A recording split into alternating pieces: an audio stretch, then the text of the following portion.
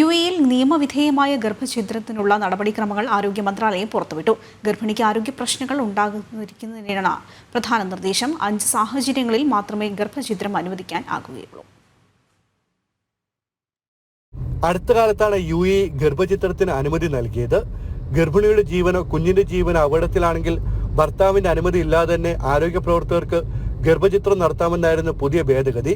ഇതിനു പിന്നാലെയാണ് ഗർഭഛിദ്രം സംബന്ധിച്ച് കൃത്യമായ വ്യവസ്ഥകളുടെ നിയന്ത്രണങ്ങളുടെയും നടപടിക്രമങ്ങൾ ആരോഗ്യ മന്ത്രാലയം പുറത്തുവിട്ടത്.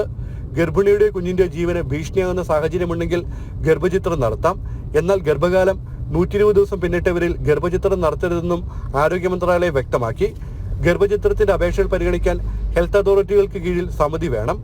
ആരോഗ്യ മന്ത്രാലയമോ എമിറേറ്റുകളിലെ ആരോഗ്യവകുപ്പ് മേധാവികളോ നേതൃത്വം നൽകുന്ന സമിതിയിൽ ഗൈനക്കോളജിസ്റ്റും സൈക്കാട്രിസ്റ്റും ഉൾപ്പെടെ 3 ഡോക്ടർമാരും ഒരു പബ്ലിക് പ്രോസിക്യൂഷൻ പ്രതിനിധിയും ഉണ്ടായിരിക്കണം. ആവശ്യമെങ്കിൽ പുറത്തുനിന്നുള്ള വിദഗ്ധോപദേശം തേടാനും സമിതിക്ക് അനുമതിയുണ്ട്. അംഗീകൃത സ്ഥാപനങ്ങളിൽ ലൈസൻസ് ഉള്ള വിദഗ്ധർ മാത്രമേ ഗർഭഛിദ്രം നടത്താവൂ.